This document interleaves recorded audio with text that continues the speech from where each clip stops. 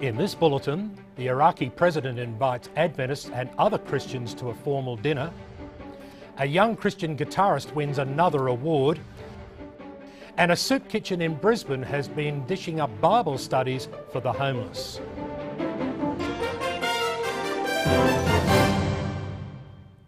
This is InFocus Adventist News. Hello, I'm David Gibbons. Seventh-day Adventists have joined other Christians at the presidential residence of Iraqi President Jalal Talabani. The President invited church leaders to a formal dinner in order to affirm their unique role in Iraq's historical and cultural heritage. He asked his guests to embrace Iraq, to be part of its future, and not to leave the war-torn country. The President also listened to the needs of the Christian communities and promised to personally follow up their concerns. There are 3 Adventist congregations worshipping in Iraq, including a church in Baghdad.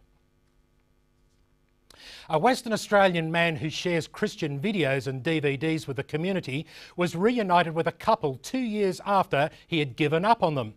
Graham Ware visited Mike and Maureen Adams at home with evangelistic videos for 6 months. But Mike and Maureen stopped watching because their VCR broke down. Graham thought that they had just lost interest, so he walked away asking God to deal with the problem. 2 years later, Graham visited a church in Rockingham, Western Australia, only to find Mike and Maureen in the congregation. After Graham had stopped visiting, the couple had continued watching hundreds of videos, as well as 3ABN and Hope Channel via satellite, and had decided to become Seventh-day Adventist Christians.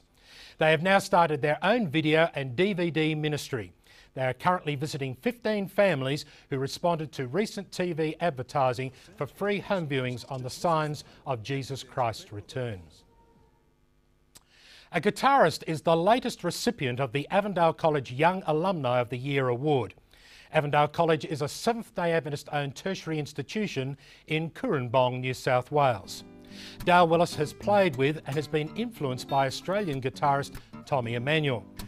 Willis has developed a technique which combines the percussive elements of slap-based notes with the thumb whilst playing rhythm and melody with his fingers.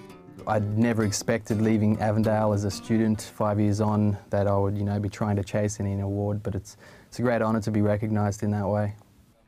Willis is Senior Sound Engineer and is producing radio programs at Adventist Media Network in Sydney. A soup kitchen based in Brisbane, Queensland has also been dishing up Bible studies for the homeless in the inner city. Vital Connection is a non-profit community-based soup kitchen which uses volunteers to cook for and serve the hungry. 2 of the volunteers, Brigitte Jakovic and Ken Gale, started studying the Bible with 3 men using the Try Jesus course. One of the men now wants to be a Christian and be baptised. 450 people from all over the South Pacific came to Nandi, Fiji to attend 54 workshops and to hear children preaching with a passion. Children between ages of 4 and 14 told the adults about God's plans for children in the church and how parents and other grown-ups can empower and support them. I know that many children will be in heaven as a result of this expo. It's just really good to see leaders trained to lead children to Christ. Presenters at the Children's Ministry Expo came from Australia as well as other South Pacific countries. And finally, in this week's record, a new church is dedicated in Rowville, Victoria. Avondale College students give up an hour each week to go and teach scripture classes at a local public school. And 50 personal assistants from conference offices across Australia gather together in Melbourne for professional development. I wonder how their bosses survived without them.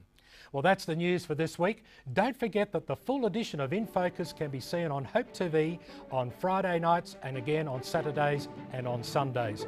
Thanks for watching. I'm David Gibbons.